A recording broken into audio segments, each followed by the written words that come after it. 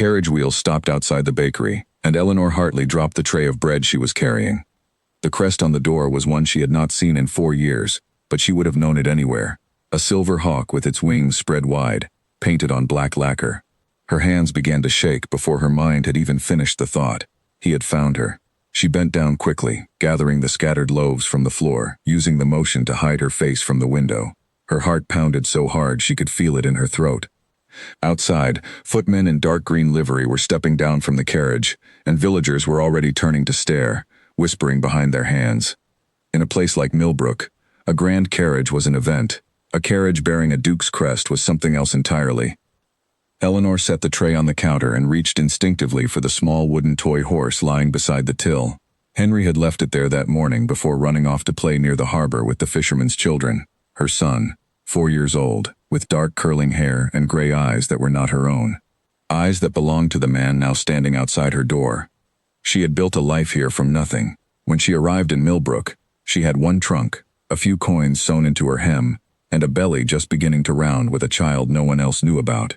She had told the villagers her husband had died at sea, and no one had questioned a young widow with sad eyes and steady hands. She had learned to bake bread before dawn, to mend nets for extra coin, to stretch a shilling further than she ever thought possible. She had built walls around herself and around her son, and she had believed, foolishly perhaps, that those walls were high enough to keep the old world out forever. Now the old world was standing on her doorstep. She thought of running. The back door led to the alley behind the shop, and from there to the cliff path, and from the cliff path to anywhere at all. But Henry was still down by the harbor, and she would not leave without him, not for anything on this earth. The shop bell rang. She turned, and there he was. Julian Ashford, Duke of Rosemore, filled the doorway the way he always had. Tall and broad-shouldered, dressed simply for travel, but unmistakably a man who commanded rooms without trying. His dark hair was longer than she remembered, and there were lines near his eyes that had not been there before, but his eyes themselves had not changed at all. Gray, sharp, and now fixed on her with an intensity that made her knees weak. For a long moment, neither of them spoke. "Eleanor," he said finally, and her name and his voice undid something in her chest that she had spent 4 years trying to seal shut. "You should not be here," she said, and hated how her voice trembled. "I have spent 4 years looking for you." His gaze moved over her face as though he were trying to memorize it, or perhaps trying to reconcile the woman before him with the memory he had carried. 4 years, Eleanor. Do you have any idea what I have been through, not knowing what became of you, not knowing if you were alive? I did not ask you to look, no. Something hardened in his jaw. You simply vanished. No letter, no word. I woke one morning to find you gone, and the whole world telling me you had run off in shame after being caught in another man's arms. I believed it, God forgive me, because what else was I to believe? You gave me nothing else to hold on to. Eleanor's hands curled into fists at her sides. The old anger, the old grief, rose up so quickly it nearly stole her breath. I gave you nothing to hold on to? I was innocent, Julian. I told you that morning, before they dragged me from the house, that I had been tricked, that Lord Colville's cousin had lured me into that library with a false message claiming you needed me urgently. I told you the truth, and you looked at me as though I were a stranger. I was told there were witnesses. I was told. You were told lies, she cut in, her voice rising despite herself, and you chose to believe them over me. The silence that followed was heavy enough to press the air from the room. Outside, she could hear the ordinary sounds of the village continuing, gulls crying over the harbor, a cart rattling over cobblestones, children laughing somewhere in the distance. It seemed impossible that the world could go on so calmly while her own was being torn open again. Julian's expression shifted, the anger in it giving way to something closer to pain. I have spent 4 years trying to understand how I could have been so wrong about you.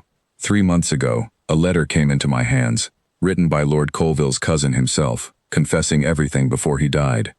The staged meeting, the false witnesses paid to swear they saw what never happened, all of it, arranged to ruin you and force a broken engagement, because his sister wanted to be Duchess in your place.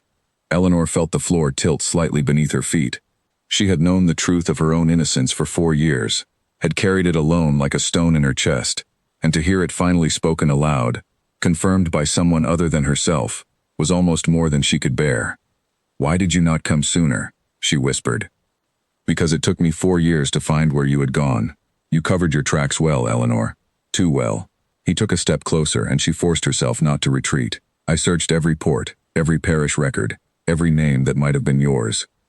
I had nearly given up hope when a solicitor mentioned a widow in a fishing village who paid her rent in coin no widow of her station should have had. I came here expecting to find answers about a scandal 4 years old. I did not expect. He stopped. Outside the window, running up the lane from the direction of the harbor, came a small boy with dark curling hair, laughing at something one of the fisherman's children had said, his boots splashing through a puddle without a care in the world. Julian went very still. Eleanor's heart stopped entirely.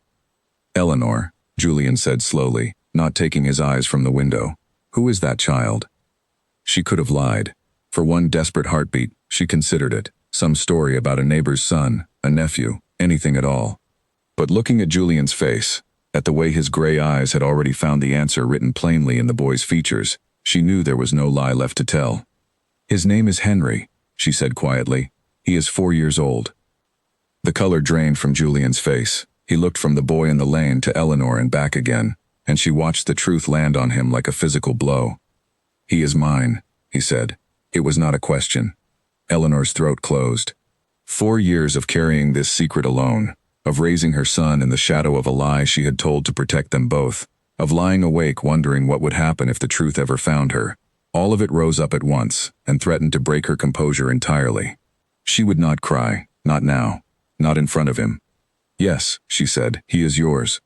Henry burst through the shop door a moment later, cheeks pink from running, entirely unaware that his small world was about to change forever. He skidded to a stop when he saw the tall stranger standing near his mother, suddenly shy, pressing himself against Eleanor's skirts. "Mama? Who is that?" Eleanor looked down at her son, then up at Julian, whose eyes had not left the boy's face since he had walked through the door. She saw in Julian's expression a storm of feeling she recognized only because she had lived through a version of it herself. 4 years ago, alone in a cottage by the sea, holding a newborn son and grieving a life that had been stolen from both of them. "This is a friend of Mama's," she said carefully, resting a hand on Henry's shoulder, though her eyes stayed locked on Julian's. "He has come a very long way." Julian crouched slightly, bringing himself to something closer to the boy's height, though he did not reach for him. His voice, when he spoke, was rougher than before. "Hello, Henry." Henry studied him with the frank curiosity of a child, tilting his head. "You have the same eyes as me." Eleanor watched something break open in Julian's face, grief and wonder tangled together so completely she could not tell them apart. "Yes," he said softly, "I suppose I do." Outside, the footmen still waited beside the carriage with the silver hawk crest, and the villagers still whispered, and the whole of Millbrook seemed to be holding its breath, waiting to see what the Duke of Rosemore would do now that he had found what he had crossed 4 years and half of England to find. Eleanor had no answer for them, and no answer for herself either. She only knew that the walls she had built, brick by brick, day by day, for 4 long years, had just come down in a single afternoon, and there was no way to build them back up again. Mrs. Dobbins, who ran the shop 2 doors down, and had never once questioned Eleanor's story of a drowned husband, appeared in the doorway with a basket over her arm, took one look at the fine carriage and the tall stranger crouched before Henry, and quietly withdrew again without a word, though Eleanor knew the whole village would hear of it before supper. "You cannot simply appear in my life and expect the ground not to shift beneath us," Eleanor said at last, once Henry had wandered to the corner of the shop to examine a jar of striped sweets on the counter, his shyness forgotten now that a new object had caught his interest. "I am not asking the ground to hold still," Julian answered, straightening slowly, his gaze still drawn again and again to the boy. "I am asking for the chance to understand what I have missed. 4 birthdays, Eleanor, 4 Christmases. His first steps, his first words, all of it happened while I sat in London believing you had chosen another man over me." "I chose no one over you," she said fiercely, though quietly enough that Henry would not hear the edge in her voice. "I was cast out before I had the chance to tell you anything at all. I wrote to you once, from the coaching inn, before I understood how thoroughly your family had turned against me. The letter was returned unopened." Julian's jaw tightened. "I never saw a returned letter. Then someone made certain you never would." The weight of that possibility settled between them, another thread in the tangle of lies that had kept them apart for 4 years, and Eleanor felt suddenly exhausted, as though the events of the last quarter hour had drained something out of her that she would not easily recover. She glanced at Henry, safe and oblivious by the sweet jars, and reminded herself that whatever came next, her first duty was to him, not to the ache in her own chest at seeing Julian's face again after so long. "I will not uproot his life on the strength of an afternoon," she said. "Whatever you have come to say, whatever you believe you owe him or owe me, you will not sweep in and undo 4 years of careful, hard-won peace in a single visit." Julian held her gaze, and for a moment she saw not the powerful Duke who had arrived in a crested carriage, but the young man she had once loved without reservation, uncertain and searching. "I am not here to sweep in and take him from you, Eleanor. I give you my word on that. But I am not leaving Millbrook either, not now that I have found you both." Outside, the afternoon light slanted gold across the harbor, and somewhere beyond the shop window, gulls wheeled and cried over the fishing boats coming in with the tide, indifferent to the quiet storm breaking inside the small bakery. Eleanor did not know, standing there with her son's future balanced on a knife's edge, whether Julian's return was the answer to 4 years of prayers she had stopped allowing herself to say, or the beginning of a danger far greater than the scandal that had exiled her in the first place. 4 years earlier, Julian Ashford had stood in the doorway of his own library and watched his entire world collapse in the space of a single breath. He remembered every detail of that morning with a clarity that had never faded, not once, in all the years since. The pale light coming through the tall windows, the sound of his mother's sharp intake of breath behind him, the way Eleanor had turned from the settee where she sat beside Edmund Colville, her face white with shock, her mouth already forming words of explanation that no one in the room was willing to hear. He had not stayed to hear them. That was the part that haunted him most, more than the scandal itself, more than the whispers that followed him through every drawing room in London for months afterward. He had simply turned and walked away, and by the time his anger cooled enough to think clearly, Eleanor was gone. Vanished from her family's townhouse in the night, taking nothing but a single trunk, leaving no word of where she had gone or why. For the first year he told himself he was glad to be rid of her. He told himself she had proven exactly the kind of woman his mother had always warned him about. Charming and clever and, in the end, faithless. He buried himself in the management of his estates, in the tedious business of the House of Lords, in anything that kept his hands and his mind occupied enough to avoid thinking of gray eyes and a laugh he had once thought he would hear every day for the rest of his life. By the second year, the anger had begun to curdle into something closer to grief, though he refused to name it as such.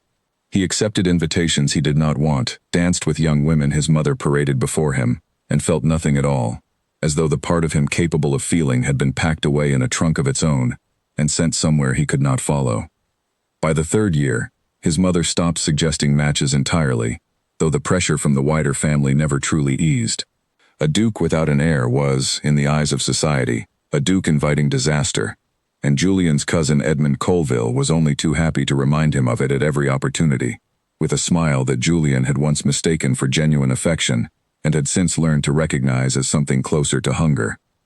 It was in the 4th year that everything changed. Edmund fell ill in the early spring, a wasting sickness that the physicians could not name and could not cure, and as the weeks dragged on, something in him seemed to give way entirely, as though the approach of death had stripped him of whatever will he had once possessed to maintain his careful deceptions. He sent for Julian one evening in early summer, his voice reduced to little more than a whisper, his eyes sunken but strangely clear. "I have wronged you," Edmund said, when Julian sat beside the bed out of duty rather than affection. "I have wronged you, and I have wronged her, and I cannot go to my grave carrying it." Julian had assumed at first that his cousin meant some minor slight, a debt unpaid, a cruel word spoken in temper. He was not prepared for what followed. Edmund told him everything, haltingly, pausing often to catch his breath, as though each sentence cost him something he could not afford to spend. He told Julian how his sister Margaret had wanted to be Duchess, had wanted it with a hunger that frightened even him, and how she had come to him 3 months before Julian's planned engagement to Eleanor with a plan already fully formed. A forged note, written in a hand skilled enough to pass for Eleanor's own, urging her to meet Julian urgently in the library. A staged scene, timed precisely for the moment Julian's mother was known to walk that corridor. 2 witnesses, servants in Margaret's employ, paid handsomely to swear they had seen far more than an innocent, confused young woman, standing beside a man she barely knew, wondering why the message had summoned her there at all. "She never touched him," Edmund whispered. "She never wanted him. She came because she believed you needed her. I have known it for 4 years, Julian, and I let you believe otherwise, because I was a coward, and because my sister threatened to ruin me if I ever spoke a word of it."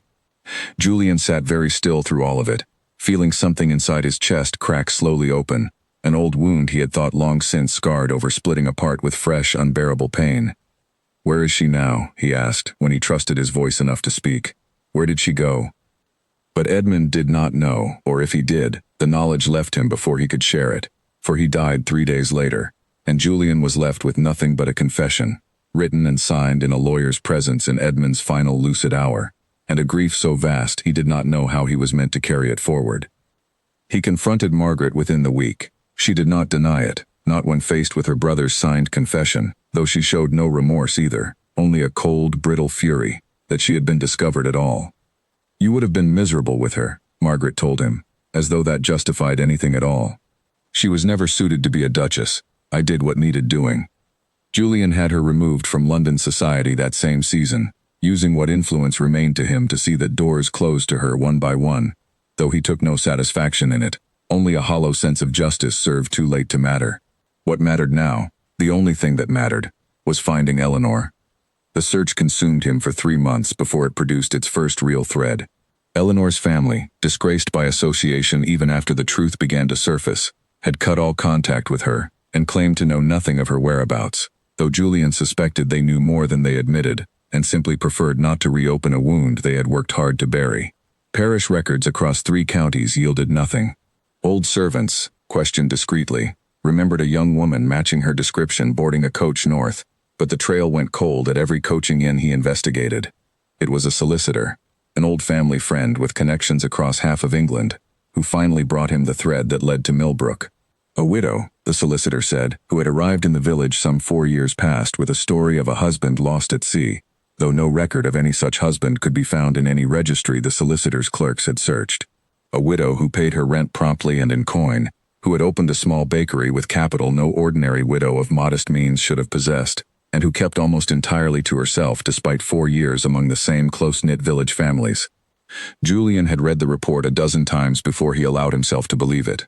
He had been disappointed before, had chased false leads to dead ends that left him more hollow each time, and he could not bear the thought of hoping again, only to have that hope crushed.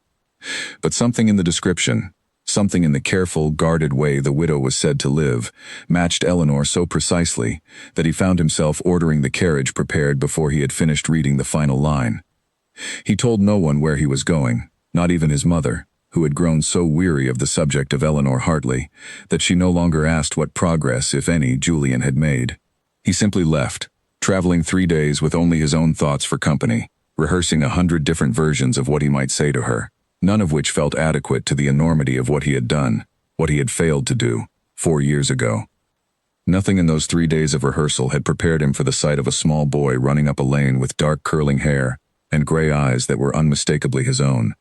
Now, standing outside the small inn Millbrook offered its rare visitors, having taken a room for a stay of indefinite length, Julian found himself staring at his own hands, at the signet ring he wore, the same ring his father had worn before him, and thinking of all the ways his life had just been reordered in the space of a single afternoon.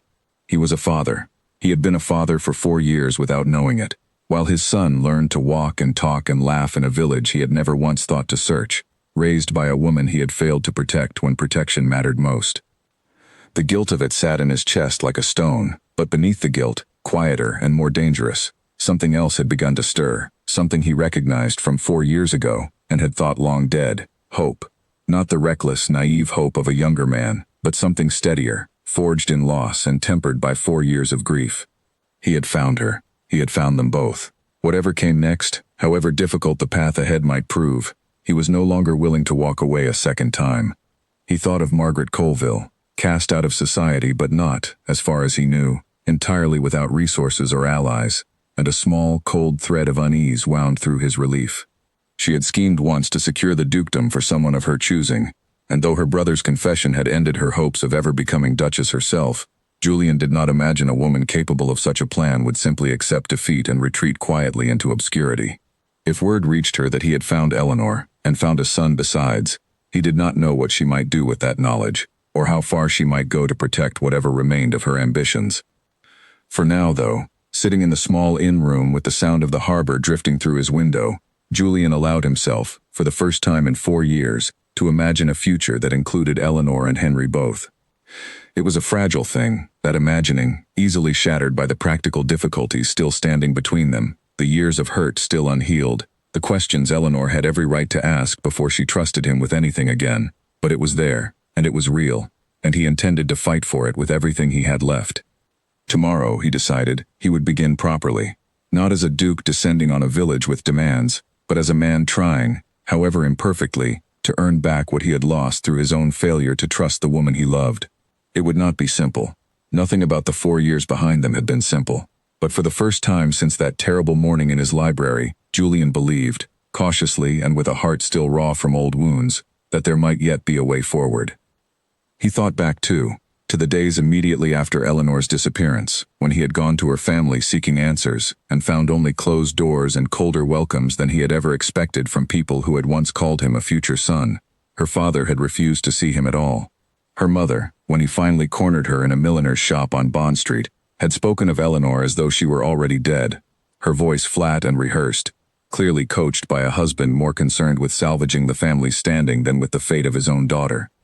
They had disowned her within the week, striking her name from the family Bible, and Julian understood now, with the clarity that only hindsight could provide, that Eleanor had been abandoned twice over in those terrible days, once by the family who should have defended her, and once by him. He had written to her parents again after Edmund's confession came to light, informing them coldly of the truth their daughter had told from the very beginning, a truth they had refused to hear even from her own lips. Her father had responded with a single line expressing relief that the family name was no longer under a cloud, with no mention of Eleanor herself, no question of where she might be found or whether she yet lived. Julian had burned the letter in the library grate that same evening, disgusted by a coldness he recognized, uncomfortably, as a shadow of his own failure 4 years earlier. It was strange, he thought now, staring out at the darkening harbor, how a single morning's misjudgment could ripple outward for years, touching lives far beyond the two people standing in that library. His mother had grieved the loss of a daughter-in-law she had genuinely loved, though she had never said so aloud, preferring instead to grow quietly more brittle with each passing season.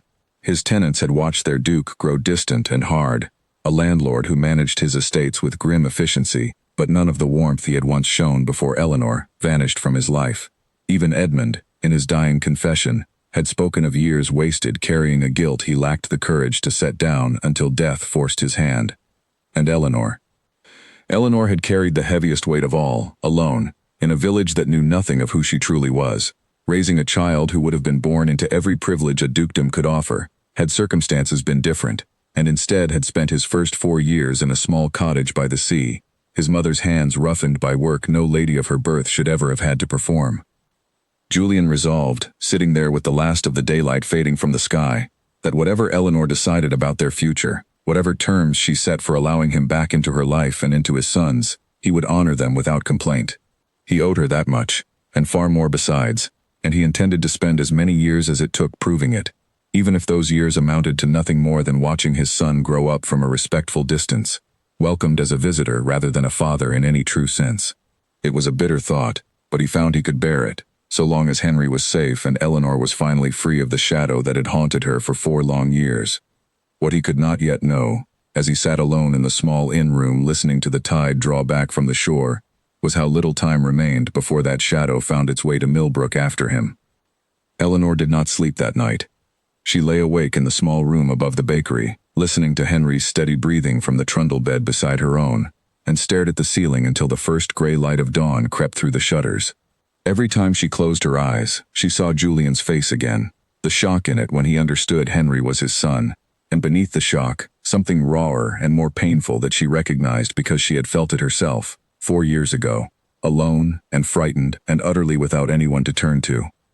She rose before the sun and began the bread as she always did, her hands moving through the familiar motions of kneading and shaping with an automatic precision that required no thought at all, which was, she suspected, the only reason she managed it that morning without weeping into the dough.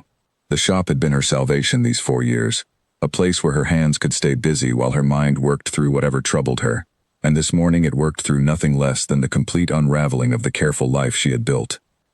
Julian arrived just after the shop opened, before the morning rush of villagers collecting their bread for the day, and Eleanor felt her stomach tighten the moment the bell above the door rang. He had changed his traveling clothes for something plainer, though nothing could quite disguise the bearing of a man raised to command, and he removed his hat as he entered with a formality that struck her as almost painfully careful, as though he feared any misstep might send her running.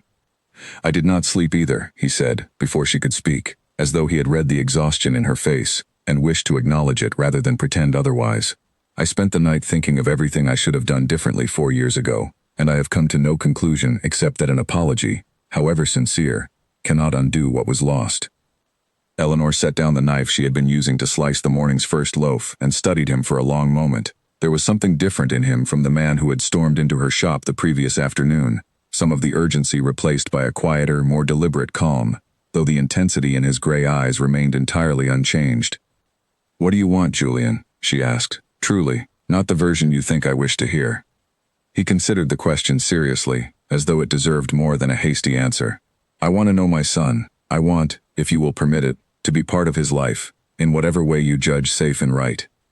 And I will not pretend that I do not also want you, Eleanor, though I understand that wanting a thing does not entitle a man to have it, particularly not after failing you as completely as I did." The honesty of it disarmed her more than any grand declaration could have. She had braced herself for demands, for the cold authority of a duke accustomed to having his will obeyed, and instead found herself facing a man who seemed, for all his title and his crested carriage, genuinely uncertain of his welcome. "He does not know who you are," she said carefully. "I have told him his father died before he was born. I do not know how to explain to a 4-year-old that the story he has always known is not true." "Then perhaps we need not explain everything at once." Julian's voice gentled further.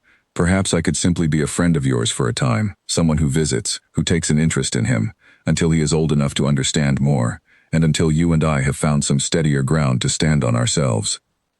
It was, Eleanor had to admit, a more measured suggestion than she had expected, and some of the wariness in her chest eased, though not entirely.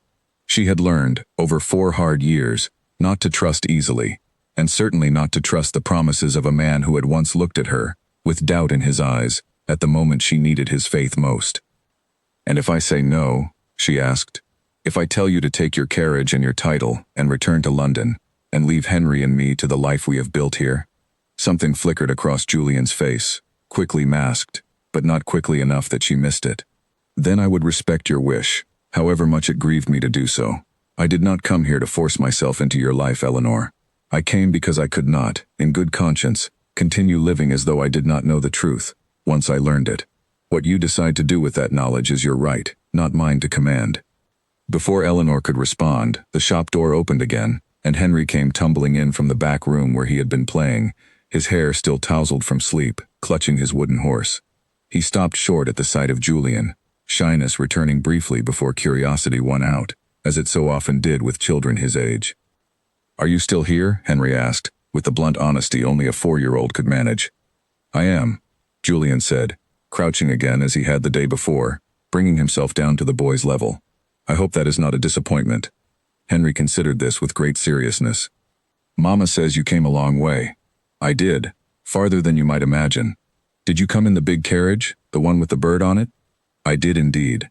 Would you like to see it more closely sometime? There is a very fine team of horses pulling it, 4 of them, all matched grays." Henry's eyes widened with the particular delight of a small boy presented with the prospect of horses, and for a moment, the tension in the room dissolved entirely into something simpler and warmer. A father and son finding common ground in the easy currency of a child's enthusiasm.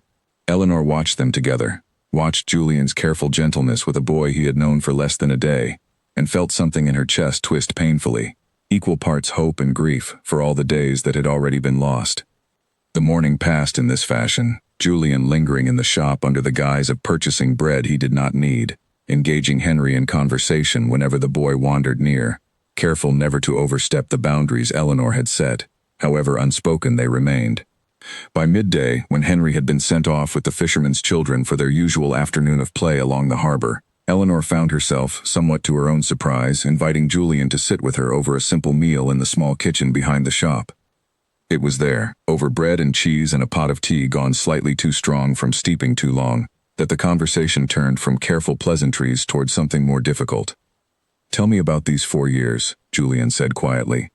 "Not the parts that concern Henry, all of it. I want to understand what your life became, even the parts that will be hard for me to hear." Eleanor hesitated, unaccustomed to being asked, and then, slowly, began to speak. She told him of the coaching in, of the returned letter, of the growing certainty as the weeks passed that no rescue was coming, that she would have to build a life from nothing, or watch herself and the child she carried perish from want. She told him of arriving in Millbrook with almost nothing, of the kindness of a widowed innkeeper who had taken pity on a frightened young woman and given her work in exchange for a room, of the slow, painful process of learning trades she had never been taught, baking and mending and bargaining for every scrap of flour and coal. She told him of Henry's birth, alone but for a village midwife who asked no questions about the absent husband, of the terror of those first months, uncertain whether she could truly provide for a child on her own, and of the fierce, surprising joy that had grown alongside the fear, until the joy became the larger part of her days, and the fear retreated to the quiet hours of night when Henry slept and she allowed herself, briefly, to grieve everything she had lost. Julian listened without interrupting, his jaw tightening at certain details, his eyes bright with something that might have been unshed tears at others, and when she finished, he was silent for a long moment before speaking. "I do not know how to apologize for 4 years of that," he said finally. "There are no words large enough." "I did not tell you so that you would apologize," Eleanor said, though her voice had softened despite herself. "I told you because you asked, and because I think, after everything, you deserve to know the truth of what your absence cost. I know it cost more than I can ever repay, but I intend to spend whatever years remain to me trying, if you will let me." They sat in silence for a while after that, the afternoon light slanting through the small kitchen window, and Eleanor found herself studying the man across from her, trying to reconcile him with both the young man she had loved and lost, and the stranger who had appeared so suddenly the day before. He was changed, certainly, harder in some ways, more careful in others, but the fundamental decency she had once loved in him seemed, cautiously, to still be there, tempered rather than destroyed by 4 years of grief and searching. "You cannot stay in Millbrook indefinitely," she said eventually. "You have a dukedom to manage, responsibilities that cannot simply be abandoned because you have found us. My estates are well managed by capable men who do not require my constant presence to function," Julian said. "I intend to remain here for as long as it takes to properly know my son, and to give you whatever time you need to decide what role, if any, you wish me to play beyond that. I will not force a timeline on either of us. There is another matter," Julian added, more hesitantly than before, though I hesitate to raise it so soon. "Say it plainly, I have had enough of careful words to last a lifetime. Henry is my heir. Whatever arrangement we settle upon between the two of us, that fact does not change, and it cannot remain hidden forever. In time, the law will require that his position be recognized, formally and publicly, if he is to inherit what is rightfully his." Eleanor set down her cup, her hands suddenly unsteady. "I have spent 4 years protecting him from the world that cast me out, Julian. I do not know that I am prepared to hand him over to it so quickly. I am not suggesting quickly. I am only saying that it must happen eventually, and I would rather we face that truth honestly now than have it force itself upon us later, at a moment neither of us has chosen." He leaned forward slightly, his gray eyes earnest. "I do not intend for Henry to grow up as I did, surrounded by people more interested in his title than in him. I want him to have a proper childhood first, whatever that requires, for as long as we can manage it. But I would be lying to you if I pretended the world outside Millbrook does not already have questions about where I have gone, and why." The words settled uncomfortably in Eleanor's chest, confirming the fear she had not yet spoken aloud. She thought of Margaret Colville, whom she had met only twice in the brief season before her disgrace, both times at grand affairs where the other woman's smile had never quite reached her eyes. She thought of how quickly and thoroughly her own reputation had been destroyed once, by a scheme far less significant than the existence of a duke's unacknowledged son, and a cold unease settled over her that no amount of tea could warm away. "Does anyone know where you have gone?" she asked. "Truly know, not merely guess. My solicitor knows I traveled north on a matter of personal importance. My mother believes I am inspecting a property in Yorkshire. Beyond that, no one in London has any notion of Millbrook's existence, so far as I am aware." Julian's jaw tightened slightly. "But solicitors have clerks, Eleanor, and clerks talk, particularly when a generous enough sum is offered for information. I would be a fool to promise you that our privacy here is entirely secure, and I do not wish to make promises to you that I cannot keep. Not again." Eleanor appreciated the honesty even as it deepened her unease, and she said as much, though the conversation left her with a restlessness that lingered long after Julian had gone. She spent the remainder of the afternoon watching Henry play in the small yard behind the shop with a new wariness she despised in herself, glancing more often than usual toward the lane, toward the harbor road, toward anywhere a stranger might approach unnoticed. That evening, after Henry had been fed and bathed and tucked into his trundle bed with the wooden horse clutched against his chest as he always insisted on sleeping, Eleanor sat by the small window in her room and allowed herself, finally, to weep, quietly enough not to wake her son, for everything the day had stirred loose in her. Grief for the years lost, fear for the uncertain road ahead, and beneath both of those, something she had not expected to feel again, a fragile, unwelcome flicker of hope that frightened her more than either the grief or the fear, because hope, she had learned once already at great cost, was the thing most likely to be crushed. Eleanor nodded slowly, though a small, uneasy thought had begun to form at the back of her mind, one she did not voice aloud. A duke did not simply vanish from London society for weeks at a time without questions being asked, without word eventually reaching the very people who had once conspired to keep her and Julian apart. If Margaret Colville, disgraced but not powerless, learned that Julian had found her, learned that a son existed who might one day stand to inherit everything Margaret herself had once hoped to claim through marriage, Eleanor did not know what lengths such a woman might go to in order to protect whatever ambitions still remained to her. She said nothing of this to Julian that afternoon, unwilling to voice a fear she could not yet substantiate, but the thought lingered as the day wore on, a small cold thread woven through the fragile, unexpected warmth that had begun to grow between them.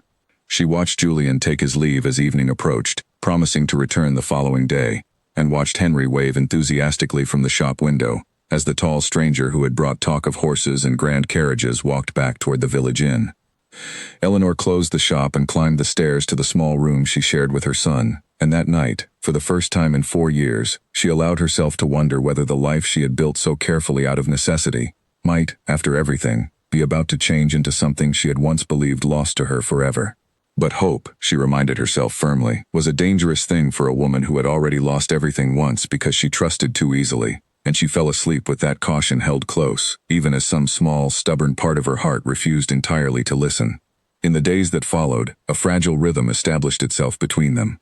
Julian called each morning, careful never to arrive so early that it disrupted the bakery's business, and spent an hour or two in Henry's company, teaching him small things, how to skip a stone properly across still water, how to whistle through cupped hands, patient in a way that surprised Eleanor each time she witnessed it.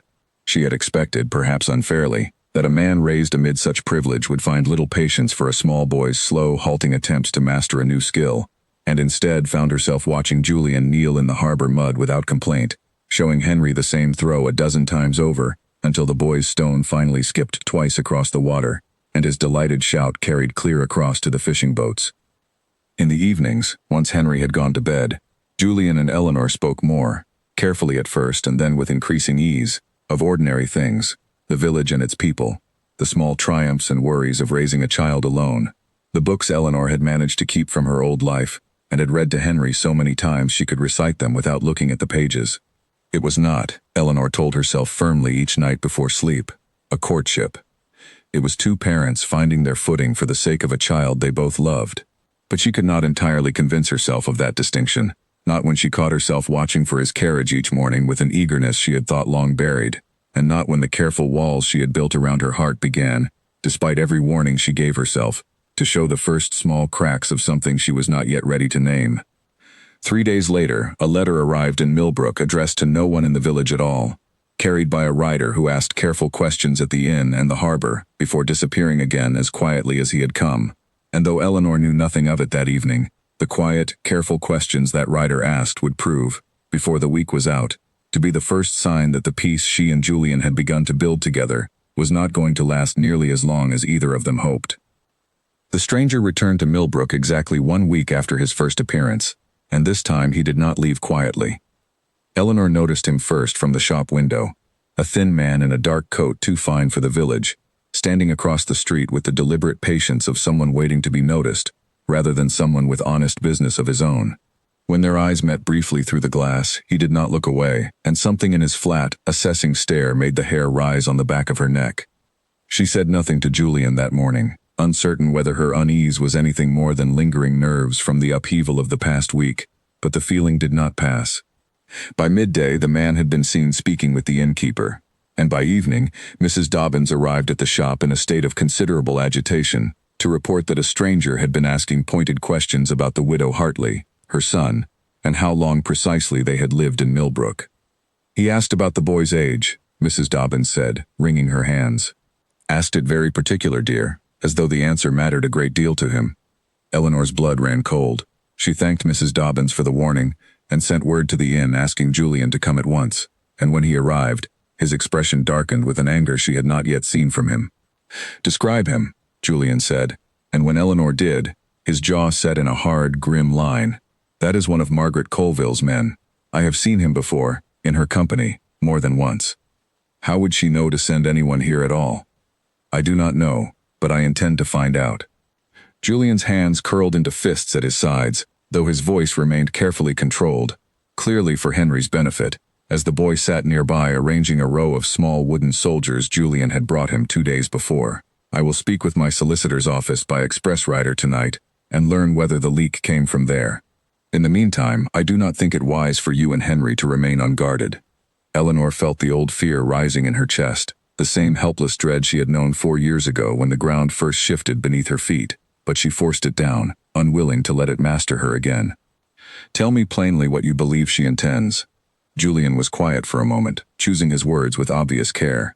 "Margaret has lost nearly everything already, her standing in society, her hope of ever securing the dukedom for herself through marriage. If she learns that Henry exists, and that I have acknowledged him, even privately, she will understand immediately what it means. A legitimate son changes everything. It removes forever any possibility that some future scheme of hers might still succeed in placing her closer to my title.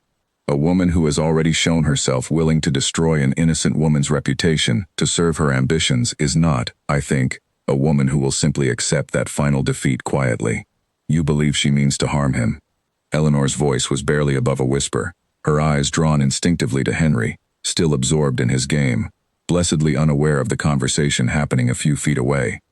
"I believe she means to discredit you again, if she can, and perhaps to challenge Henry's legitimacy before witnesses can be gathered to prove it beyond doubt. I do not believe, even of Margaret, that she would resort to anything more direct than scandal and legal maneuvering. But I have been wrong about what people are capable of before, and I do not intend to make that mistake twice where my son's safety is concerned." Eleanor's protective instincts, honed sharp over 4 years of standing alone between her son and the world, flared fiercely at his words. "Then we protect him, whatever it takes." "Agreed." Julian met her eyes, and in that shared resolve, Eleanor felt something shift between them, a partnership forming that went beyond the careful, tentative footing they had found over the past week. "I will hire men to watch the village discreetly, and I will write to a colleague in the Home Office who owes me a favor, to learn what he can of Margaret's recent movements and associations. In the meantime, I think it wise that Henry not be left alone, even briefly, until we understand precisely what we are facing." The following days settled into a new, watchful rhythm, one considerably less peaceful than the fragile routine they had only just begun to establish. Julian's men, quiet and competent, took up discreet posts around the village, watching the roads in and out of Millbrook without drawing undue attention from the villagers, who had already grown accustomed to a certain amount of unusual activity since the Duke's arrival. Eleanor found herself watching Henry more closely than ever, walking him to and from his play with the fishermen's children herself, rather than allowing him the free roam of the village he had always enjoyed. And though he grumbled at the sudden restriction, she found she could not bring herself to relax her vigilance even slightly. It was during these anxious days that Eleanor and Julian, thrown together constantly by necessity, found their guarded caution toward one another beginning, almost despite themselves, to soften into something warmer. There was an ease that came from facing a shared threat, a way that danger stripped away the careful formalities they had both maintained since Julian's arrival, and Eleanor found herself, more than once, reaching for his hand without entirely meaning to, or catching him watching her with an expression that made her breath catch in a way she had not felt in 4 long years. One evening, after Henry had finally been coaxed to sleep despite his protests at the earlier bedtime his mother now insisted upon, Julian lingered in the small kitchen longer than usual, and the conversation between them turned, for the first time since his arrival, away from Henry and Margaret, and the practical dangers pressing in around them, toward something more personal. "I think of you far more than is wise," Julian admitted quietly, staring into his cooling tea rather than at her. "Even during the years I believed you had abandoned me, I could not stop thinking of you. I told myself it was anger, or grief, or simple stubbornness, an inability to let go of something I had lost. But now that I have found you again, I understand it was none of those things, not truly. It was simply that I never stopped loving you, Eleanor. Not for a single day of those 4 years, however much I tried to convince myself otherwise. Eleanor's throat tightened, old defenses rising instinctively even as something in her chest ached toward him. You cannot say such things to me, Julian. Not now, with everything else hanging over us. Why not now? Because it is inconvenient? Because there is danger at our door and a scandal not yet fully laid to rest? He looked up at her then, his gray eyes steady. I have spent 4 years waiting for a more convenient moment to say what I feel, Eleanor, and I have learned that such moments do not arrive on command. I would rather speak the truth now, whatever the circumstances, than lose the chance again through my own hesitation. And if I am not ready to hear it, she said, though her voice had softened, betraying her even as she tried to hold firm. If 4 years of building walls cannot simply be undone because you have said the right words, then I will wait, Julian said simply. For as long as it takes. I have already proven, I think, that I am capable of patience where you are concerned, however poorly I managed it 4 years ago. Eleanor said nothing for a long moment, torn between the old caution that had kept her and Henry safe for 4 years, and the undeniable warmth that had been growing in her chest since Julian's return, a warmth she had told herself repeatedly to guard against, and had failed, entirely, to extinguish. She thought of the man who had knelt in harbor mud to teach her son to skip stones, who had listened without judgment to every hard truth of the years she had survived alone, who had faced the return of an old enemy with steady resolve rather than panic, and she found the careful distance she had maintained growing harder to hold with each passing day. I am not ready to say what you wish to hear, she said finally, honestly, but I will not pretend, either, that my feelings toward you have remained unchanged since you arrived in Millbrook. Give me time, Julian. That is all I can offer, for now. Time, Julian said, is the one thing I intend to give you as generously as I am able, for as long as you need it. It was, Eleanor thought later that night, lying awake and listening for any unfamiliar sound outside her window, both the most honest and the most frightening conversation she had had since Julian's arrival, not because of what danger Margaret Colville might yet bring to their door, but because it forced her to acknowledge, finally, that the walls she had built around her heart were not nearly as sturdy as she had believed them to be, and that some part of her, however cautious, had already begun to hope for a future she had long since told herself was impossible. In the meantime, life in Millbrook attempted, however imperfectly, to continue. Julian had taken to accompanying Eleanor and Henry on their afternoon walks along the cliff path above the harbor, ostensibly for the boys' enjoyment of the wide view over the water, though Eleanor suspected the arrangement suited Julian's watchfulness as much as anything, giving him clear sight of the approach roads while still allowing Henry the fresh air and freedom he craved after days of closer confinement.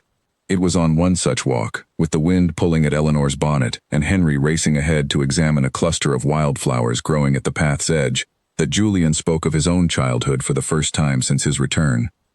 My father was not an unkind man, he said, watching Henry crouch to inspect the flowers with the serious concentration only small children could summon for such things. But he was a distant one, more concerned with the dukedom's affairs than with his son, and I was raised largely by tutors and by a mother who, though she loved me, believed firmly that showing affection too openly would weaken my character. I do not wish that for Henry. I would rather he grow up knowing, without any doubt, that he is loved exactly as he is, title or no title. He already knows that, Eleanor said quietly. Whatever else has been uncertain these past weeks, he has never once doubted that he is loved. That is your doing, not mine. 4 years of it, built entirely on your own, without any help from me. Julian's voice carried a weight of old regret that had not entirely faded despite the growing warmth between them. I mean to spend whatever years remain making up for that absence, in whatever way you will permit. Henry came racing back at that moment, a fistful of wildflowers clutched triumphantly in one hand and thrust them toward Eleanor, with the unself-conscious generosity of a child who had not yet learned to measure his affections carefully. For you, Mama. Thank you, my darling. Eleanor accepted the slightly crushed flowers with a smile that came easily, despite everything weighing on her thoughts, because Henry's joy had always had that effect on her, cutting cleanly through whatever worry occupied her mind. Henry turned then to Julian, considering him with the frank, evaluating stare he had adopted whenever puzzling through something new. Do you have a mama too? I do. She lives in London, in a very grand house. Is she nice? Julian's mouth curved with something between amusement and old, complicated affection. She can be, when she chooses to be. I think she would like you very much, if she had the chance to know you. Will I meet her? The question hung in the salt air a moment too long, and Eleanor watched Julian's expression flicker with the same uncertainty that had shadowed every conversation about the future since his arrival. Perhaps, someday, he said finally, crouching to Henry's level as he so often did, when your mama and I have worked out a few things between us. Henry accepted this with the easy patience of a child untroubled by the complications adults so often manufactured for themselves, and skipped ahead again toward another patch of flowers, leaving Julian and Eleanor to exchange a glance heavy with everything neither of them had yet found the courage to fully resolve. It was in such small, ordinary moments, Eleanor reflected as they continued along the cliff path, that she found herself most disarmed, not by grand declarations or careful arguments, but by the simple, steady presence of a man who seemed, against every hardened expectation she had carried for 4 years, genuinely determined to become worthy of the family fate had so unexpectedly restored to him. That hope, fragile as it was, would be tested sooner than either of them expected. 2 days later, word reached Julian's men that a woman matching Margaret Colville's description had been seen taking rooms at an inn in the market town some 10 miles distant, and with her arrival, the quiet, watchful peace of Millbrook's recent days came, abruptly and unmistakably, to an end. Eleanor received the news standing in her small kitchen, a cloth still in her hands from the dishes she had been drying, and felt the fragile calm of the past days shatter as completely as if the plate she held had slipped from her fingers to the floor. Julian arrived within the hour, his face grave, and together they sat long past midnight discussing what precautions remained to be taken, neither of them speaking aloud the fear that truly occupied their thoughts, that whatever peace they had begun to build together might yet be undone before it had properly taken root. The knock came at Eleanor's door just after dark, 3 sharp raps that made her drop the ladle she had been using to serve Henry his supper. She opened it to find one of Julian's men, breathless from running, his face pale in the lamplight. "Your grace is needed at the inn at once, madam." "There has been a development." Eleanor's heart lurched. What kind of development? A woman arrived not an hour ago, asking for the Duke by name at the front desk, bold as anything, with 2 men accompanying her. She would not say why she had come, only that her business was urgent and personal. Eleanor did not need to ask the woman's name. She sent for Mrs. Dobbins to sit with Henry, ignoring her son's sleepy protests at being left with a neighbor rather than his mother, and hurried through the darkening streets toward the inn with her heart pounding harder with every step. She found Julian standing rigid in the inn's small private parlor, and across from him, seated with a composure that struck Eleanor as almost obscene given the wreckage she had caused, was Margaret Colville. She looked older than Eleanor remembered from the brief, uneasy encounters of 4 years past, harder around the eyes, her once fashionable gown a season or 2 out of style, but her bearing remained as coldly assured as ever, as though 4 years of disgrace had done nothing to dent her confidence in her own cleverness. "How touching," Margaret said, her gaze sliding over Eleanor with undisguised contempt as she entered. "The little baker joins us. I confess I did not believe the reports when they first reached me. The Duke of Rosemore, playing house in a fishing village with his ruined former fiancée and, I am told, a rather interesting little secret besides." "Say what you have come to say, Margaret," Julian said, his voice like ice, "and then remove yourself from this village and do not return." "Oh, I intend to say a great deal." Margaret rose from her chair with unhurried grace, smoothing her skirts as though she had all the time in the world, which, Eleanor supposed with a sick twist of dread, was precisely the impression the woman wished to convey. "You see, Julian, I have spent 4 years watching my own prospects crumble to nothing, largely, I might add, because my fool of a brother could not keep his conscience quiet on his deathbed. I have very little left to lose, which I find, rather liberatingly, gives me a great deal of freedom in how I choose to proceed." "Proceed toward what, precisely?" Julian asked, though Eleanor could hear the tightly controlled fury beneath his measured words. "Toward protecting what remains of my own position, of course." Margaret's smile did not reach her eyes. "It has come to my attention that you have fathered a child with this woman, out of wedlock. 4 years past. Should such a fact become known publicly, in the manner and detail I am fully capable of arranging, I imagine the scandal would prove considerably worse for the boy than anything I managed to inflict on his mother 4 years ago. An illegitimate son, his mother's reputation already once destroyed by rumor, however unfairly. Society, my dear Duke, is rarely so forgiving the second time as the first." Eleanor's blood ran cold, her hands curling into fists at her sides. You would harm an innocent child to save your own vanity. I would do what is necessary to secure my future, precisely as I have always done." Margaret's gaze turned to Eleanor with something almost like pity, though Eleanor recognized it instantly for the cruelty it truly was. Unless, of course, certain accommodations can be reached. A settlement, generous enough to secure my comfort for the remainder of my days, and perhaps a quiet word from the Duke to certain circles suggesting that my brother's confession was made under the confusion of his final illness. Unreliable, easily doubted. In exchange, I find myself entirely willing to let this unfortunate matter of the child fade quietly from memory. Julian's expression had gone from cold fury to something far more dangerous, a stillness Eleanor had not yet seen from him, controlled and absolute. "You are asking me to publicly discredit a dying man's confession, a confession that cleared an innocent woman's name, in exchange for your silence about my son's existence." "I am asking you to be practical," Margaret said. "Surely 4 years of grief has taught you the value of practicality over principle." "It has taught me," Julian said slowly, "precisely the opposite. It has taught me that principle abandoned once, out of fear or expedience, costs far more than any settlement could ever repay. I paid that price for 4 years, Margaret, and I will not pay it again. Not for you, not for anyone." "Then you leave me no choice but to proceed as I described." Margaret's composure did not waver, though something colder entered her voice. "I have already engaged a solicitor of my own, and a rather ambitious journalist besides, both eager to hear the full, colorful story of the Duke's country bastard and the ruined seamstress who bore him. It will make wonderful reading in every drawing room in London within a fortnight, I imagine." "You will do no such thing," Eleanor said, stepping forward before she had fully decided to speak, her fear giving way suddenly to something fiercer, an anger that burned through 4 years of careful restraint. "You have already tried to destroy my life once, with lies you paid handsomely to manufacture. This time the truth is documented, signed and witnessed by a lawyer. This time you will find far fewer people willing to believe your version of events, and far more willing to ask exactly why a woman with no remaining reputation of her own is so determined to attack a child who has never done her any harm." Margaret's eyes narrowed, the first genuine crack Eleanor had seen in her composure. "You are hardly in a position to threaten me, given what a public scandal would cost you and your precious son." "I am in exactly the position to threaten you," Eleanor said, her voice steady now despite the pounding of her heart, "because I have already survived losing everything once. I built a life from nothing, alone, with no name and no fortune to protect me, and I did it in 4 years without your help or your mercy. You cannot frighten me with the threat of scandal, Margaret, because I have already lived through the worst scandal has to offer, and I came out the other side of it stronger than you have ever been in your entire pampered life."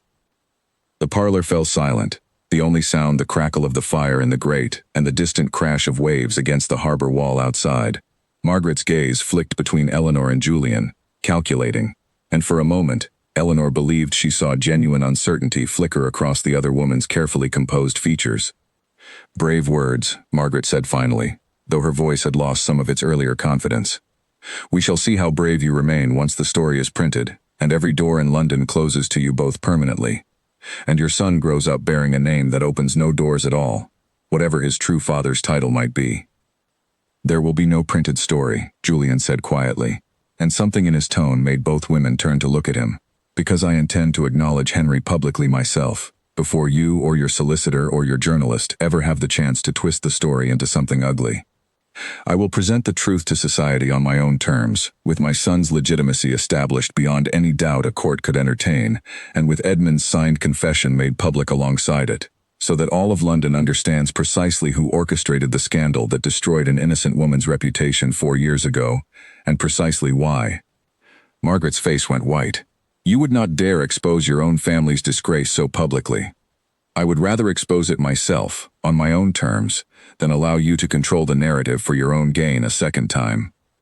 Julian's voice remained steady, but Eleanor could hear the iron beneath it. "You have already cost Eleanor 4 years of her life, and cost my son 4 years of knowing his father. I will not allow you to cost either of them one more day of peace. Leave Millbrook tonight, Margaret. If you attempt to publish a single word of this story before I have had the chance to present the truth myself, I will ensure that every remaining door still open to you in society closes permanently, and I will not hesitate to pursue whatever legal remedy remains available to me for the harm you have already caused this family." For a long moment Margaret said nothing, her calculating gaze moving between Julian's unyielding expression and Eleanor's steady, unafraid one, as though searching for some crack in their combined resolve that she might yet exploit. Whatever she found, or failed to find, seemed finally to convince her that the ground had shifted beneath her own carefully laid plans. "You will regret this," she said, gathering her shawl with hands that were not quite as steady as before. "Both of you." "I regret a great many things, Margaret," Julian said. "Choosing to protect my son and the woman I love from your schemes will never be counted among them. You cannot possibly believe London will accept a bastard child as your acknowledged heir without a fight," Margaret said, a last desperate edge creeping into her voice as she reached the parlor door. "There will be relatives who contest it, lawyers who question it, years of doubt hanging over the boy no matter how loudly you proclaim the truth." "Then let them contest it," Julian said. "Let them question it in open court if they wish, before every witness and every document that proves Eleanor's innocence and Henry's parentage beyond any reasonable doubt. I have spent 4 years being afraid of exactly the scandal you are threatening me with now, Margaret, and I have learned, rather too late, that fear of scandal is precisely what allowed your scheme to succeed the first time. I will not make that mistake again. Whatever fight comes, I will face it in the open, with the truth on my side, rather than let you dictate the terms from the shadows a second time." Margaret's mouth thinned to a hard line, and for a moment Eleanor thought she might attempt some final threat, some last desperate gambit to salvage the leverage she had clearly believed, walking into the inn that evening, she still possessed. But whatever calculation passed behind her eyes, she seemed at last to recognize that the ground had shifted too completely beneath her for any further threat to hold weight. "I hope, for both your sakes," she said instead, her voice cold and clipped, "that your confidence proves better founded than mine did 4 years ago."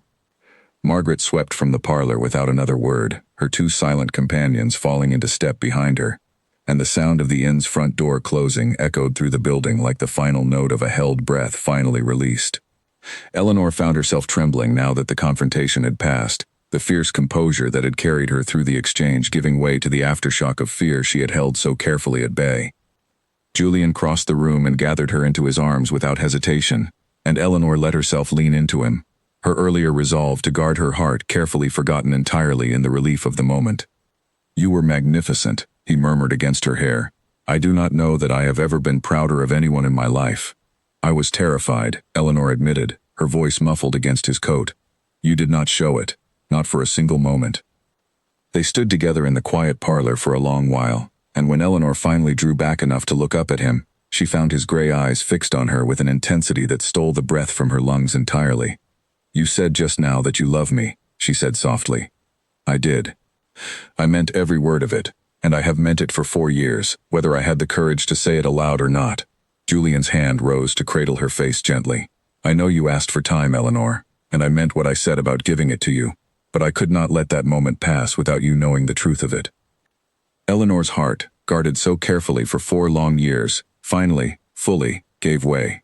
"I think," she said, her voice trembling with an emotion she no longer wished to hide, "that I have loved you the entire time too, however hard I tried to convince myself otherwise." Whatever words might have followed were lost entirely as Julian's mouth found hers, and for the first time in 4 years, Eleanor allowed herself, completely and without reservation, to hope for a future she had once believed utterly beyond her reach. But even as she stood wrapped in his arms, the practical part of her mind, honed sharp by 4 years of hard-won survival, understood that Margaret's retreat tonight was not the end of the danger they faced, only a temporary reprieve, and that the true reckoning, the public acknowledgement Julian had promised, still lay ahead of them, with all its uncertainty and all its risk. She returned to the bakery that night to find Henry fast asleep, Mrs. Dobbins dozing in a chair beside the trundle bed with a half-finished bit of mending in her lap, and Eleanor felt a fresh wave of gratitude for the quiet kindness of a village that had taken her in without question 4 years ago and now, without quite understanding the full shape of the danger circling her son, had closed ranks around her all the same. She thanked Mrs. Dobbins warmly and sat a long while beside Henry's bed after the older woman had gone, watching him sleep, tracing the familiar curve of his cheek with her eyes, and thinking of how close they had come, that very evening, to having every hard-won piece of the last 4 years torn away by a woman who valued her own vanity above a child's happiness entirely. Julian called early the next morning, before the shop had properly opened, his expression more settled than it had been the night before, though the shadows beneath his eyes suggested he had slept no better than Eleanor had. They sat together over tea while Henry ate his porridge nearby, and Julian laid out, carefully and methodically, the plan he had spent the small hours of the night constructing.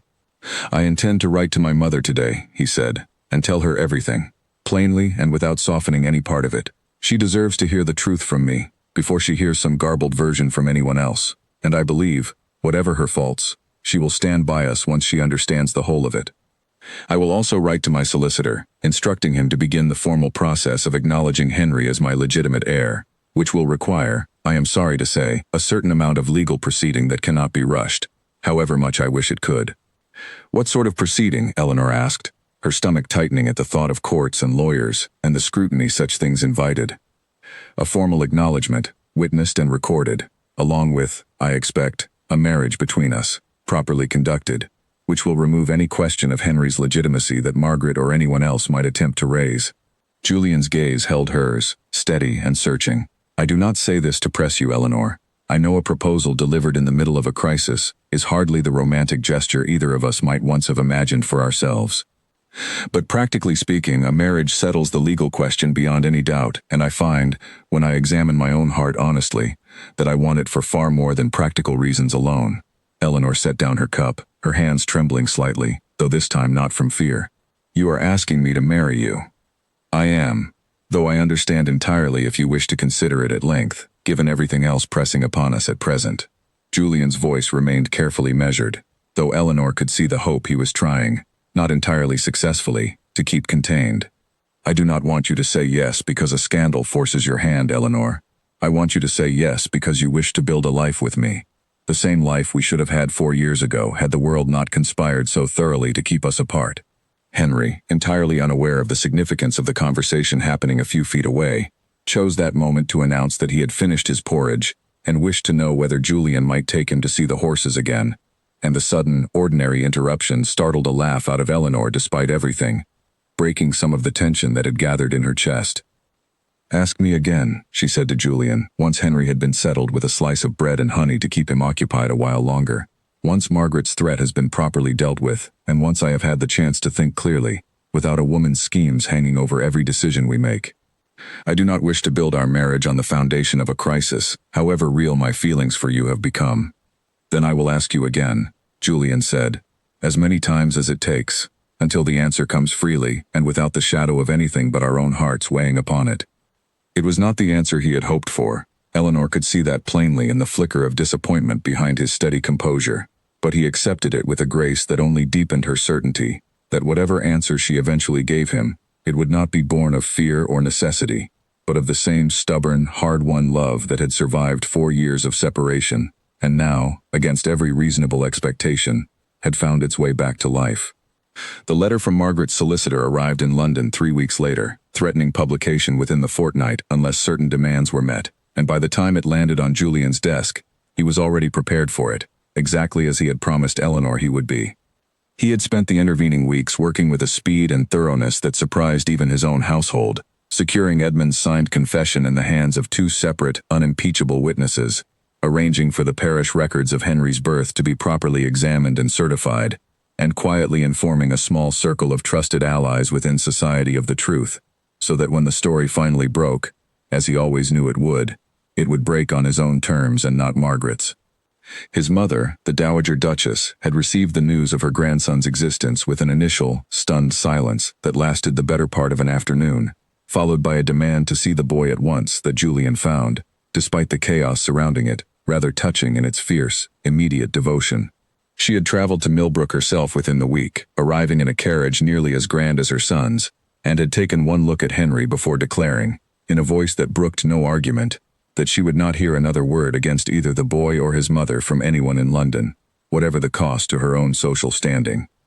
"I lost 4 years I can never recover with my only grandchild," she told Eleanor privately, on the second evening of her visit, her composure cracking only slightly.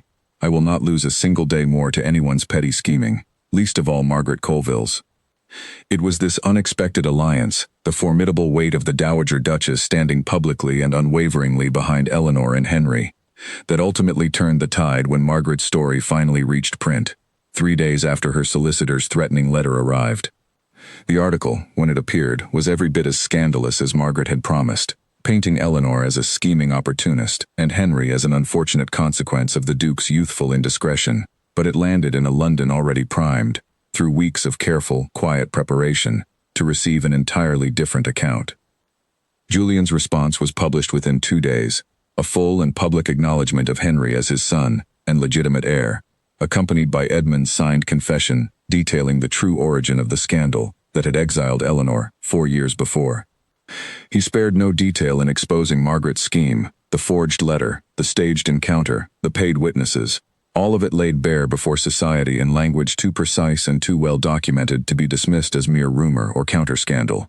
The Dowager Duchess added her own public statement besides, declaring her full support for her son's choice and her delight in her new grandson, a declaration that carried enormous weight among the very circles most likely to have hesitated otherwise. The effect was immediate and, for Margaret, catastrophic.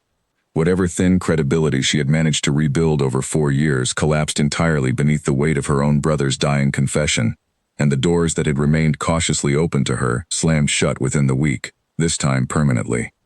She left London for the continent before the month was out, and Julian, true to his word, pursued no further action against her beyond ensuring she would never again hold influence enough to threaten his family. For Eleanor, the weeks that followed passed in a strange, disorienting blur, half joy and half overwhelming adjustment to a world she had not lived in for 4 years.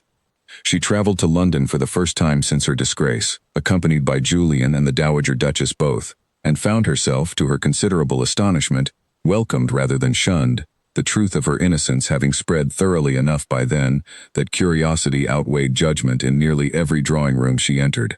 It was not, she came to understand, that society had suddenly grown kinder or wiser. It was simply that a duke's public, unwavering acknowledgement of both his son and the woman he intended to marry carried a weight that few dared openly question, whatever private opinions they might harbor. Henry, for his part, adjusted to the sudden expansion of his world with the remarkable resilience of a child too young to fully grasp the enormity of what had changed, delighted by the novelty of a grand house with more rooms than he could count, an indulgent grandmother who seemed to produce sweets from an endless supply, and a father who, whatever the demands of a dukedom now pressing upon him, never once failed to make time each day for the boy who had so unexpectedly become the center of his world. It was on a quiet evening in early autumn, some 6 weeks after Margaret's final defeat, that Julian asked Eleanor to marry him a second time. They stood together in the gardens of his London townhouse, Henry asleep upstairs under the watchful eye of a nursemaid the Dowager Duchess had personally selected, and the evening air carried the first hint of the season's turning, cool and clean after a summer of heat and upheaval. "I promised I would ask again," Julian said, "once the crisis had passed and you had time enough to know your own heart without a scandal pressing upon your decision. I believe that time has come." Eleanor looked at him standing there in the fading light, this man who had once failed her so completely, and had spent every day since working, tirelessly and without complaint, to earn back what his failure had cost them both, and she found she no longer needed even a moment to consider her answer. "Yes," she said simply, "I will marry you, Julian.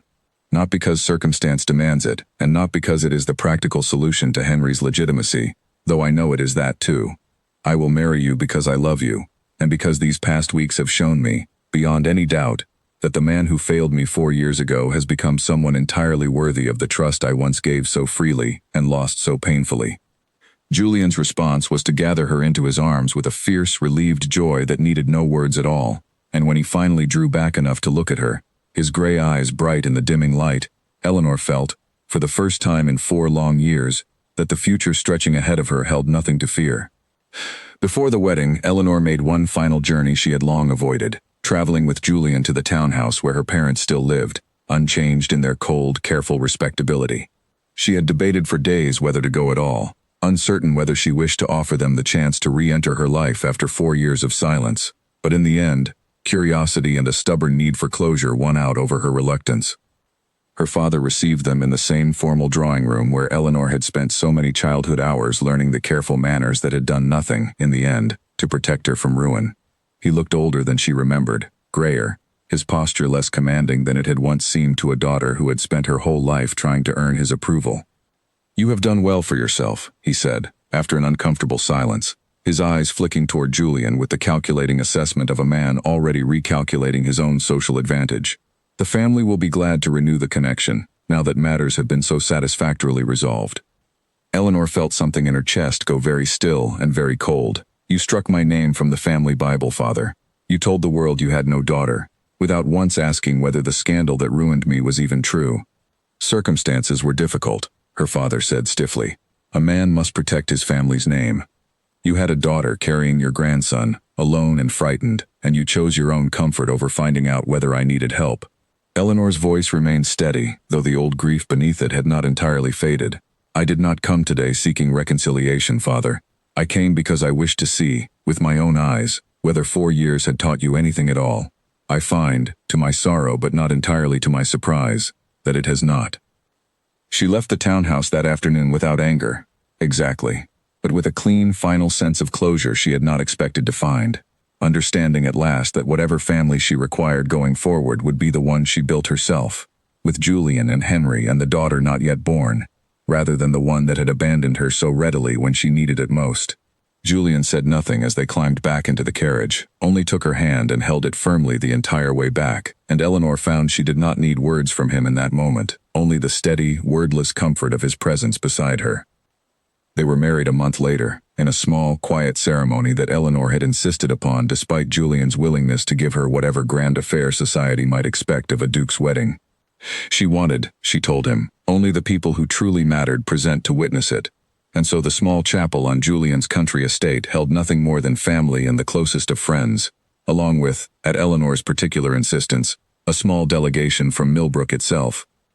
Mrs. Dobbins chief among them, who wept openly through the entire ceremony and declared afterward that she had always known there was something remarkable about the quiet young widow who had arrived in their village 4 years before with nothing but a trunk and a secret. Henry, dressed in a small formal suit that made him look, Eleanor thought with a fond, aching pride, remarkably like a smaller version of his father, served as ring-bearer with a solemnity that dissolved almost immediately into delighted giggling once the formal part of the ceremony concluded, and the sight of him laughing freely, surrounded by a family that had once seemed impossibly out of reach, struck Eleanor as the truest measure of everything they had fought so hard to reclaim. The Dowager Duchess wept through most of the ceremony as well, though with considerably more composure than Mrs. Dobbins, and afterward, at the small wedding breakfast held in the estate's sunlit orangery, she drew Eleanor aside for a private word, away from the general celebration. I want you to know, the older woman said, her hand resting warmly on Eleanor's arm, that I never believed the scandal, not truly, not even in the worst of it. I told myself I did, because it was easier than admitting my son had made a terrible mistake in doubting you, and because admitting that meant admitting my own failure to insist he look harder for the truth before he let you go. I am sorry for that failure, Eleanor. I hope in time you will allow me to make up for it, in whatever way a grandmother and mother-in-law is permitted to do such things. Eleanor, moved beyond words she had expected to need, embraced the Dowager Duchess warmly, understanding that the family she was marrying into, however imperfect its history, offered her something she had not known she still hungered for, after 4 years of fierce self-sufficiency, the simple, steady comfort of belonging to people who chose, deliberately and openly, to claim her as their own. The celebration continued well into the evening, the orangery filled with warm lamplight and easy laughter, and Eleanor found herself at one point, standing alone at the edge of the gathering, watching Julian lift Henry onto his shoulders so the boy could see over the crowd of guests, both of them laughing at some private joke only they seemed to share. Mrs. Dobbins found her there a few minutes later, pressing a cup of punch into her hand with the same brisk, motherly efficiency she had always shown in Millbrook. You look like a woman who cannot quite believe her own good fortune, Mrs. Dobbins observed, not unkindly. I am not certain I do believe it, even now, Eleanor admitted. 4 years ago I would have laughed at anyone who told me this was the life waiting for me. 4 years ago you were a frightened young woman, with nothing but a trunk and a secret, and you built yourself a proper life out of flour and hard work and sheer stubbornness, Mrs. Dobbins said. I always thought there was more to your story than you let on, dear, but I never once doubted you deserved better than whatever had driven you to our little village. I am only glad to have lived to see you receive it. The words settled warmly in Eleanor's chest, and she found herself, not for the first time that day, blinking back tears of an entirely different sort than the fear and grief that had marked so much of the preceding 4 years. In the years that followed, Eleanor settled into her role as Duchess with the same quiet, determined competence that had carried her through 4 years of raising a son alone, applying to the management of a great household the same practical resourcefulness she had once used to stretch a shilling across a week's worth of flour and coal. She never forgot Millbrook and made certain that Henry, as he grew, understood the full story of where he had come from, the village that had sheltered his mother when she had nowhere else to turn, and the hard, quiet years of struggle that had shaped him just as surely as the privilege that now surrounded him. Julian, for his part, proved a devoted father in every way he had promised to be that first anxious week in Millbrook, never allowing the demands of the dukedom to crowd out the time he had missed with his son. And as Henry grew older, and a sister joined the family 2 years later, a bright, dark-haired girl who inherited her mother's gray eyes, reversed onto her father's coloring. The household that had begun in such uncertainty and danger settled, at last, into something Eleanor had once believed lost to her forever. A home built not on the fragile foundations of a single scandal averted, but on the steady, hard-won trust of two people who had faced the worst the world could offer them, and chosen, in the end, to build something lasting from what remained. Margaret Colville was never heard from again in London society, though word reached Julian, some years later, through a distant acquaintance, that she had settled quietly on the continent, her ambitions long since exhausted by the cost of pursuing them. Eleanor felt, when she learned of it, not triumph exactly, but a quiet closing of a chapter that had shaped so much of her life, a final release of the fear that had shadowed her for 4 difficult years, replaced now entirely by the steady, unshakable peace of a family finally, fully whole. On the 4th anniversary of Julian's arrival in Millbrook, the family returned to the small village together, Henry now old enough to remember clearly the bakery where he had spent his earliest years, and Eleanor stood once more in the small shop she had built from nothing, now run by Mrs. Dobbins' own daughter, and felt the full weight of everything that had changed since that afternoon when a carriage bearing a silver hawk crest had stopped outside her door and shattered, in a single moment, the careful, guarded life she had built to protect herself and her son. She had believed, in those years of exile, that she had lost everything worth having. She understood now, standing in the doorway with her husband's hand in hers and her children playing in the lane outside exactly as Henry once had, that she had lost nothing at all that could not, eventually, against every reasonable expectation, be found again. That evening, as the family settled into rooms taken at the same small inn where Julian had first stayed all those years before, Eleanor stood at the window watching the harbor lights flicker against the darkening water, and Julian came to stand beside her, wrapping his arms around her from behind in the comfortable, easy way that had long since replaced the careful uncertainty of their earliest days together. "Any regrets?" he asked quietly, looking back on everything that brought us here. Eleanor considered the question seriously, watching a fishing boat make its slow way toward the harbor mouth, its lantern swaying gently with the motion of the waves. "I regret the years we lost, and the pain that led to them, but I cannot bring myself to regret the woman those years made me, or the strength I found, because I had no choice but to find it. Without Millbrook, without 4 years of building something entirely my own, I do not know that I would have made the wife or the mother I have become." "Then I suppose," Julian said, pressing a kiss to her temple, "we owe this small village a debt neither of us can ever fully repay." "We do," Eleanor agreed, leaning back into his embrace, watching Henry's small figure chase his younger sister across the sand below, their laughter carrying clearly on the evening air. "Though I think, given everything it gave us in the end, Millbrook would say the debt was settled long ago." A letter arrived at the estate on a cold morning in early winter, 3 years after the wedding, bearing a foreign postmark and a hand Eleanor did not immediately recognize, and the moment she broke the seal, her stomach tightened with an old, familiar unease. It was from Margaret Colville. Eleanor read it twice before she trusted herself to understand its contents properly. Margaret wrote from a small town on the continent, her hand noticeably less confident than Eleanor remembered, and the letter contained none of the cold calculation that had once made her so dangerous. She wrote instead of illness, of diminished circumstances, of years spent turning over the choices that had cost her everything, and she asked, with what struck Eleanor as genuine humility rather than manipulation, whether Eleanor might find it in her heart to forgive a woman who had once tried so thoroughly to destroy her. Eleanor sat with the letter a long while before showing it to Julian, uncertain what she felt beyond a complicated tangle of old anger and unexpected pity. When Julian finally read it that evening, his expression remained carefully unreadable until he set the pages down. "What do you wish to do?" he asked, leaving the decision entirely in her hands, as he had learned to do with anything that touched the deepest wounds of her past. "I do not know that I forgive her," Eleanor said slowly, choosing her words with care. "I do not know that I am required to. But I find, strangely, that I no longer carry the weight of what she did the way I once did. Perhaps that is its own kind of answer. She wrote back eventually, a short, measured letter that offered neither absolution nor renewed hostility, only an acknowledgement that the past could not be undone, and a quiet hope that Margaret might find whatever peace remained available to her, wherever her life now led. It was not forgiveness exactly, but it was, Eleanor recognized as she sealed the letter, a kind of closing, the final page of a chapter that had shaped so much of her life and now, at last, could be set gently aside. No further letter came from Margaret in the months that followed, and Eleanor did not seek to learn more of her old enemy's circumstances, content to leave that particular door closed, rather than reopen old wounds that had finally, after years of patient healing, stopped aching entirely. She mentioned the exchange only once more, to the Dowager Duchess, during one of their regular afternoon visits, and found the older woman's response characteristically direct. "You are a better woman than I would have managed in your position," the Dowager Duchess said, pouring tea with the same brisk efficiency she brought to everything. "I am not certain I could have found even that much grace for someone who tried so deliberately to destroy my happiness. But then, you have always possessed a steadiness of character that I suspect served you well through those difficult years alone, long before any of us had the sense to recognize it properly."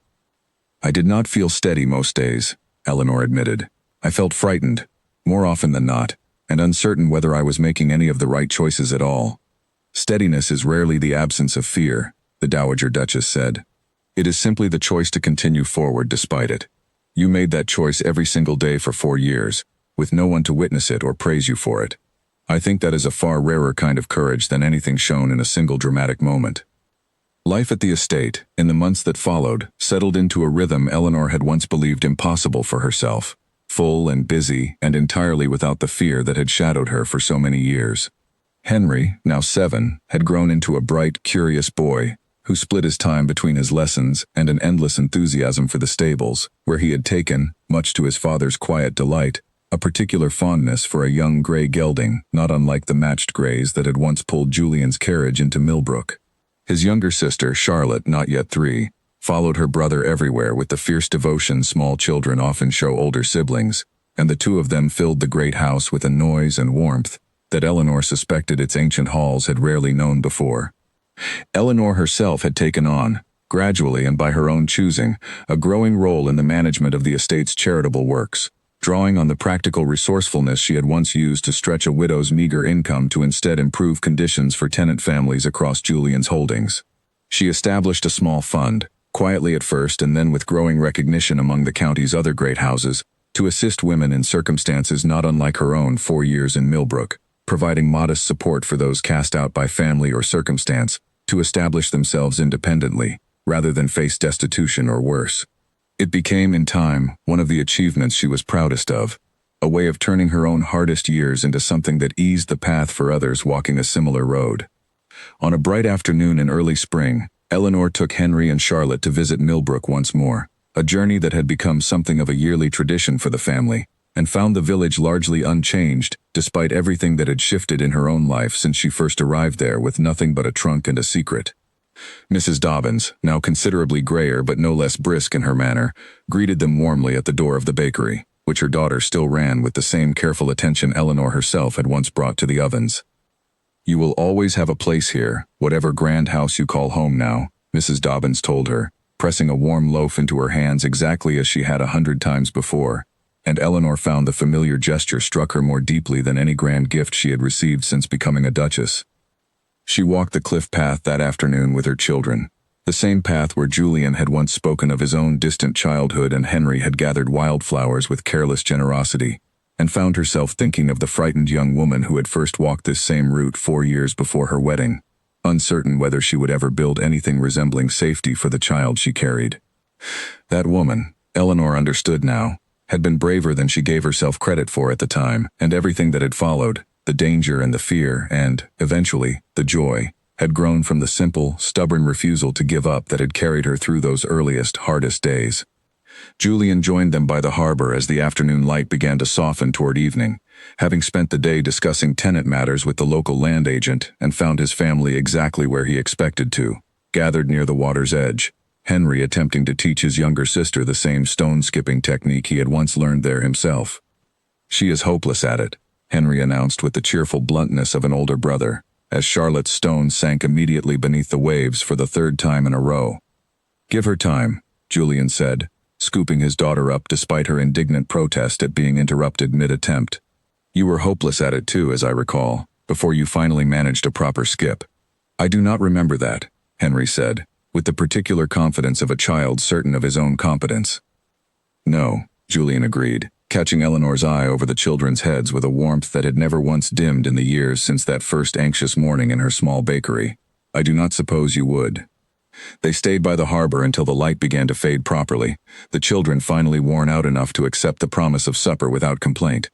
And as they made their way back through the familiar village streets toward the inn where they would stay the night before returning home the following morning, Eleanor found herself struck, as she often was on these yearly visits, by the strange, full-circle nature of her own life.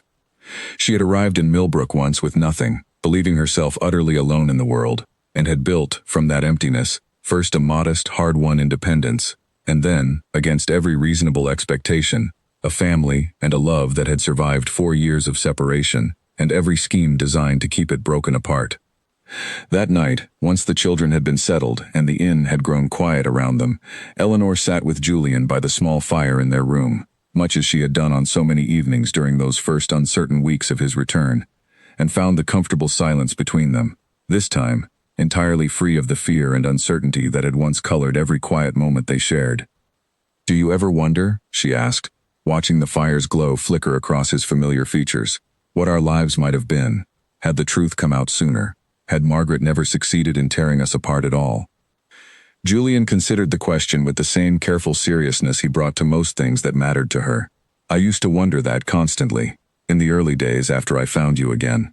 I no longer do, I think, because I have come to believe that whatever path might have unfolded in some other version of our lives, it could not have given me a deeper appreciation for what we built than the one we found through hardship. I do not wish to have lost those years, Eleanor, but I find I cannot entirely regret the people they made us, either."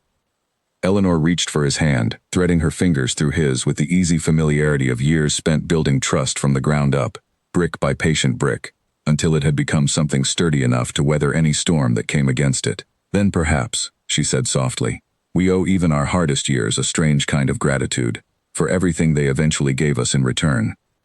Outside, the harbor settled into its evening quiet, the same gentle rhythm of tide and gull cry that had marked Eleanor's 4 years of exile in Millbrook, and now marked instead a homecoming she returned to willingly, year after year, not as a woman running from a shattered past, but as a mother and wife secure in a future she had once believed entirely beyond her reach. The village that had sheltered her in her darkest hour remained, unchanged and steadfast, a quiet testament to the truth she had learned there and carried with her ever since, that even the most broken beginnings could, with enough courage and enough patience, be built into something whole. Before they left Millbrook the following morning, Eleanor stopped once more at the small bakery, standing for a long moment in the doorway where she had first seen a silver hawk crest through the glass and felt her carefully built world begin to shift.